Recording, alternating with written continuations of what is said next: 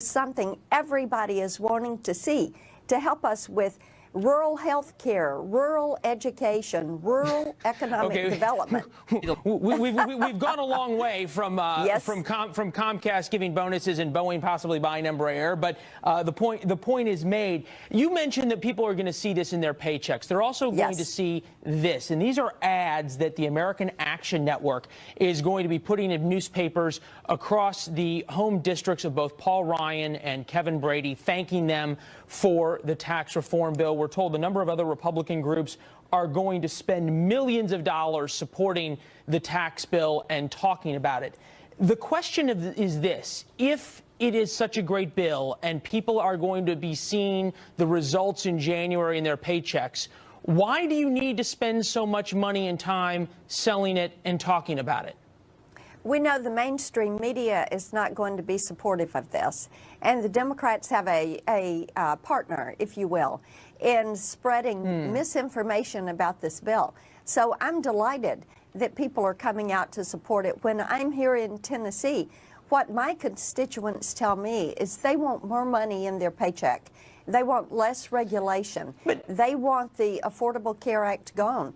So we're going to continue to say we've done it. Does this become a tired path, though, at some point, to continue to blame the media? There's been an enormous amount of reporting, some fair, some unfair, on the tax bill. And as you point out, come January, people are going to see in their paychecks whether or not they're happy with it or not. So who cares what the media says about it? The proof will be in those paychecks. People will see it for themselves. And that's what thousands of Tennesseans are wanting to see. We have Tennesseans that want to see the Affordable Care Act mandate repealed, which we've done. That is now gone. So that is going to be relief. And movements by Congress that are going to give individuals more freedom, more of their paycheck, less regulation, that's what they want. Let's get back to where we started the top of the show as we await the president heading out of town. Those on Capitol Hill, top screen right, have already left. The president leaves for Mar-a-Lago in about an hour. Coming back, there is an enormous January 19th deadline on whether or not the government shuts down. You all have kicked the can down the road over and over and over again. Is January 19th, in your mind, a hard deadline? If so, why? It is going to be a hard deadline. We in the House have passed all of our appropriations bills, and we're waiting on our good friends in the Senate to take up those appropriations bills. We know your friends in the Senate have a slightly different math problem than Republicans in the House do, especially when you've got to get what will now be 9 Democrats on board for any spending bill. So any spending bill in the Senate is going to look very different than spending bills in the House. How much compromise are hardline Republicans willing to have in order to get a deal on DACA?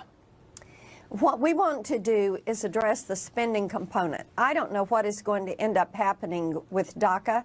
There is a March deadline for that. I know Senator Flake wants to bring his bill forward. The most important thing, though, Leland, and what people should watch is what is going to happen with the funding measures. And the House has done its job. We're waiting on the Senate to do their job when it comes to those funding measures. And that is going to be primary when it comes to the January 19th deadline. Sounds like 2017 all over again, at least on the talking points from the House of Representatives. Congresswoman, we appreciate you being with us. Good to be with you. Enjoy your vacation, ma'am. Merry Christmas. To you and yours. Laura? All right, Leland, the president spending time with the troops for a touching moment during a Christmas visit. And get this, someone's shooting at random cars, and now police are hoping to catch the shooter before tragedy strikes. To the suspect, this is a cowardly act, and we are working very hard to find you. We will hold you responsible.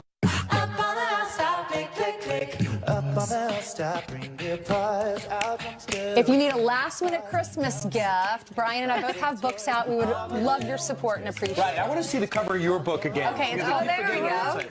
Through Your Eyes, AinsleyEarhartBooks.com. That's if you want your kid to grow up and be successful. Now, once they grow up, then they buy Brian's book. And what's the name of yours? Andrew Jackson, The Miracle of New Orleans. It looks exactly like that, all based on a true story. What's your website? It's all about America. BrianKilmeade.com. Merry Christmas, everyone. We'll see you in the new year.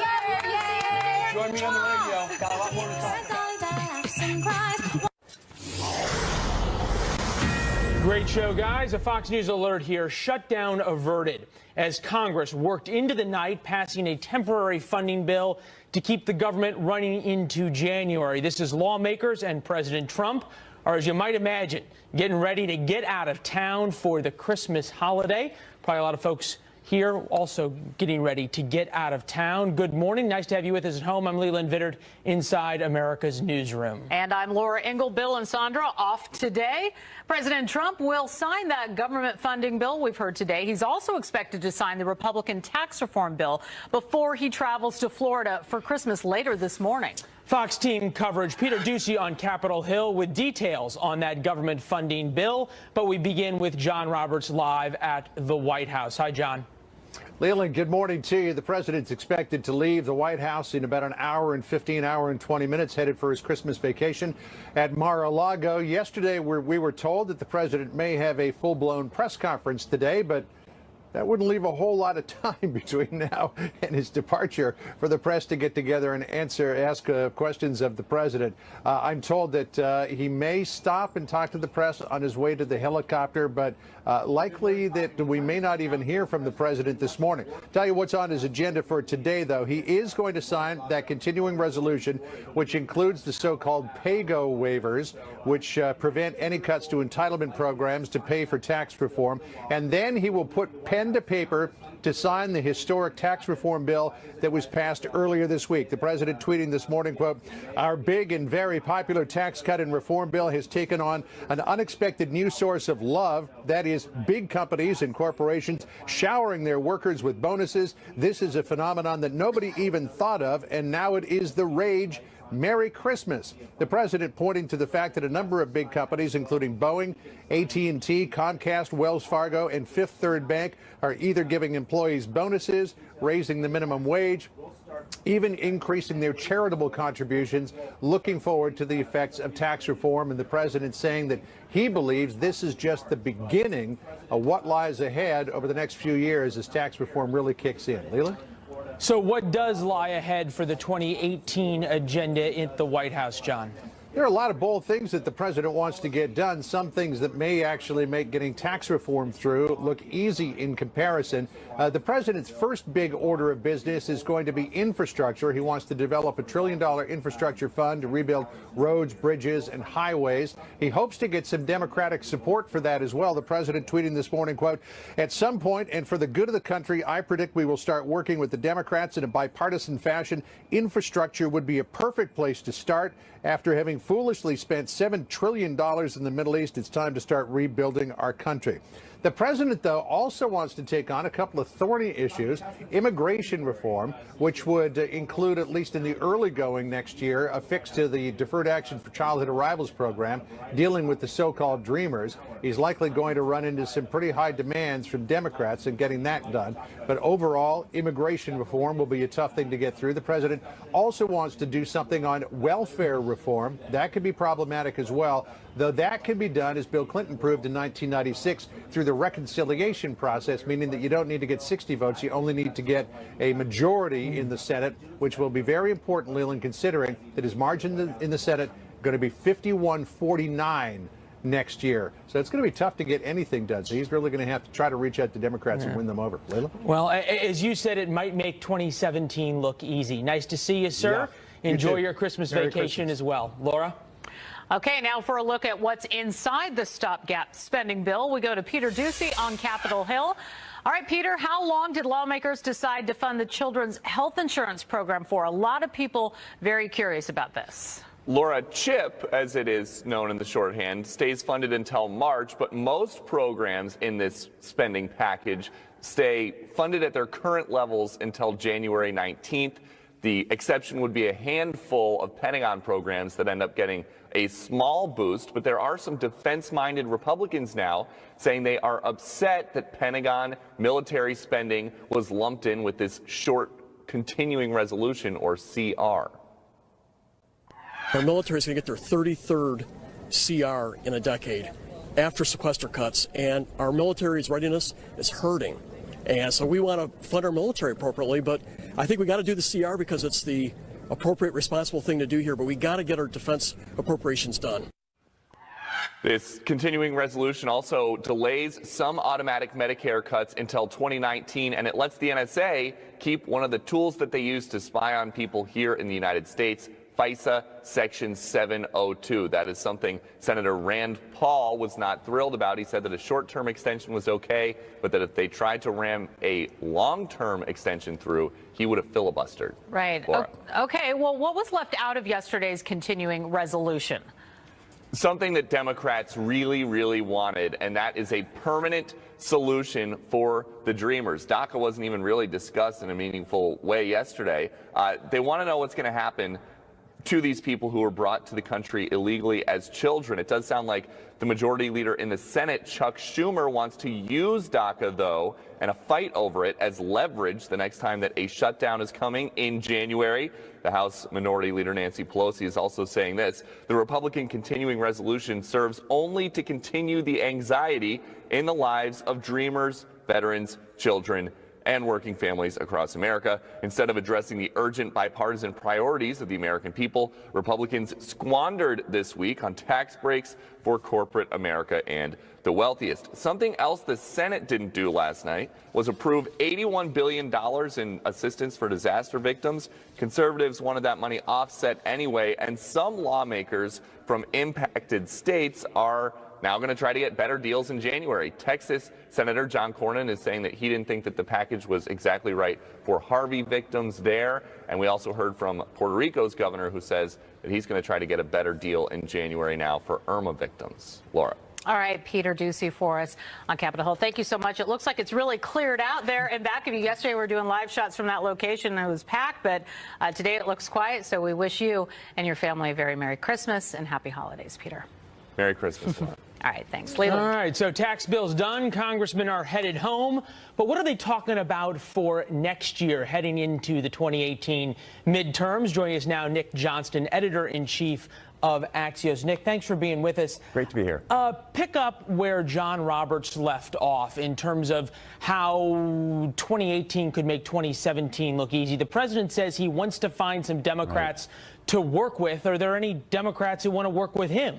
Well, it depends on what we're working on. It was fascinating to watch the 2018 plans unfold almost in real time the last 2 days as Paul Ryan, the late Speaker of the House, and Mitch McConnell, the leader of the Senate, started giving a bunch of their end-of-year interviews. Paul Ryan, of course, similar to President Trump, said he wanted to do welfare reform, entitlement reform. That is a very politically dangerous and thorny issue. Mitch McConnell at an Axios event yesterday morning said he doesn't want to do anything with welfare reform or entitlement reform, wants to focus on infrastructure. I think he's thinking exactly, as you mentioned earlier, that he has a much thinner margin in the Senate, and he is going to need Democrats' help, and he thinks he can get that, I think, more with infrastructure than in going after entitlements. How much leverage now that it's 49-51 or 51-49 Republican to Democrats? How much more leverage does Chuck Schumer have, who's been so successsill and sort of unbelievably so in keeping his caucus together?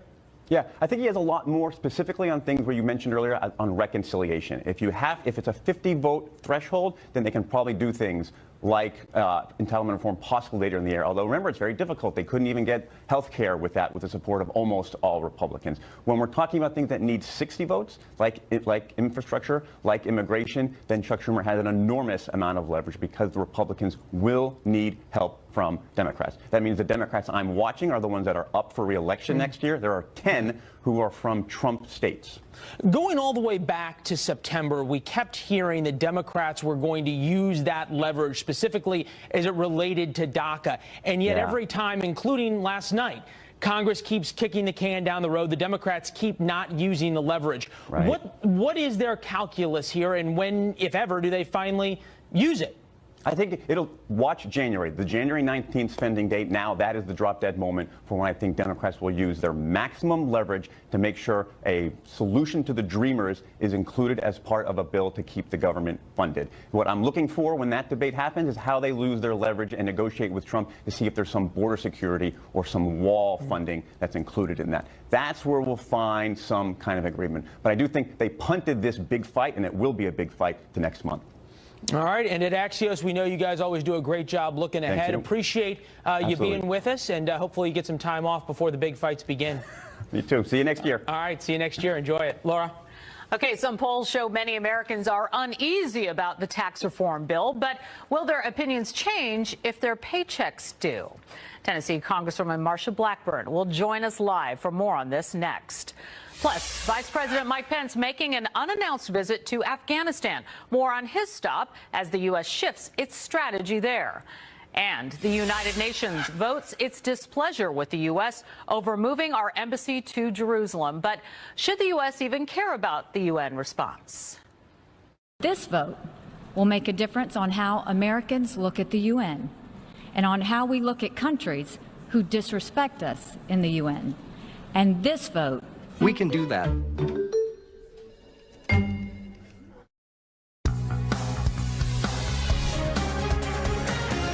For the 1,000th time, we have no intentions of firing Bob Mueller. We're continuing to work closely and cooperate with him. We look forward to seeing this hoax wrap up very soon. The White House is once again insisting that President Trump will not fire special counsel Robert Mueller. But that is not stopping speculation from some in the mainstream media that he might, including this article yesterday in the Washington Post. Here's the title and the headline: "The Growing Specter of Robert Mueller's Firing." Or maybe this headline, also from yesterday in Bloomberg: "What might happen if Trump orders Mueller fired?" And the Chicago Tribune even suggesting the president is lying about not planning to fire Mueller. Trump says he won't fire Bob Mueller. Don't believe him. That's the quote. Juan Williams is a Fox News political analyst, and Matt Schlapp is a former White House political director and chairman of the American Conservative Union. Welcome to you both. A good topic here to kick around, try and figure out what's happening here. Juan, I want to start with you. Some of this chatter has been brought up because Democratic Senator Mark Warner made that speech on the Senate floor saying there is a, quote, red line that cannot be crossed. The president must not fire Robert Mueller, which led people to say, all right, is that coming? So it's a buzzy scenario right now, but is it something that the president or his team even has on the table? Well, I don't know. I'm not in there, but I will say that if you are watching closely, what you see is a series of baseless attacks on the integrity of the FBI, questions about the Justice Department's behavior, questions about Robert Mueller's investigation, and the fact that he had an FBI agent who was engaged in texting, I think it was, with his lover and saying critical things about Trump during the debate. And of course, what you see is when the president says something about someone who may be in trouble, he'll say, we'll see. Well, what happened after we'll see with Jim Comey was he fired him. What happened after we'll see with Michael Flynn is he fired him. So I think people are looking at that history and thinking, gee, this is getting kind of dicey. Right. Matt, President Trump and his team have certainly taken plenty of shots at the investigation, right? That's been going on for months. But from what we know, the White House, through its lawyers, have been cooperating with this investigation, making witnesses and documents available. So why the rhetoric? Yeah, of course, they've been cooperating with the investigation. And, here's the underlying question. There's no collusion. There's no leaking about having evidence of collusion. There's nothing having to do with Mike Flynn or Paul Manafort or all this cast of characters about collusion. So why would the president fire a special counsel who's got no proof of any wrongdoing on the whole reason for the investigation? Actually, I think Bob Mueller is in kind of a good position vis-a-vis the politics of all this. The first question is, there's no truth to the underlying charge. The second point is that Mueller has surrounded himself with so many pro-Hillary attack dogs that the extent to which he does do something that seems very aggressive against Trump, it's going to look very political. So I think the president is doing exactly the right thing. Let Mueller's investigation come to a close. And if there was no collusion, the American people are fair. They're going to be tired of talking about this. Juan, do you agree? Do you think that there's more to this if you dig deeper? Well, I mean, you listen to Matt talk about, attack dogs that Mueller surrounded himself with attack dogs. I think that's part of why people are worried about Mueller's future, because if you have a situation where, people feel that Mueller lacks integrity and the president is pushing that agenda, his allies in the media are pushing that agenda, it seems as if you're setting up the groundwork. I disagree with Matt about the integrity of Robert Mueller, who, by the way, is a Republican. I don't question his integrity, Juan. I'm just saying the people he surrounded himself with have put him in a situation where no matter what he does, it's going to look highly questionable to people on the Republican side? I don't know. I think there are people who are Trump surrogates, advocates, who will say, well, gee, why does he have lawyers there who gave donations to the Clinton team? Or why did he have Peter Strzok, the FBI agent who was engaged in that transfer of critical comments during the debate? But my sense, Matt, is that he has surrounded himself with people who have a record, a history as capable investigators. And that was the reason that he hired those people, not because of any personal opinion. Look, can I go to this question of the FBI? People keep saying it's Donald Trump who's smearing or running down the FBI. Remember, it was the Hillary Clinton team who said that the FBI had been politicized by Jim Comey's decision to enter into in a very kind of aggressive way into the presidential race twice. So this idea that this is Donald Trump trying to smear the FBI is exactly wrong. What he's saying is that if you're going to investigate a president, you ought to do it in a way where it doesn't look political. All right, guys, I got to leave it there. Thank you so much for being with us today. We'll see what happens, of course. Juan, Matt, have a great holiday. Merry See you again Christmas, soon. guys. Thank you. Gas prices low, stocks and consumer confidence high, and AAA estimating a record 107 million Americans will be on the move for this Christmas and New Year's holidays. Over the river and through the woods, senior correspondent Adam Housley live from Inglewood, California on the side of the 405 Interstate. 6:30 a.m. out there, Adam. It seems like traffic's actually surprisingly good on the 405. Well, kind of. Going northbound to normal commute traffic coming into town, and behind me southbound's moving pretty good. But you know, Leland, we saw this for Thanksgiving. We were out here as well, and we were all pretty optimistic. And that all changed rather quickly because as the day moved along, people got on the roadway, got to work early, and it got pretty packed. In fact, you mentioned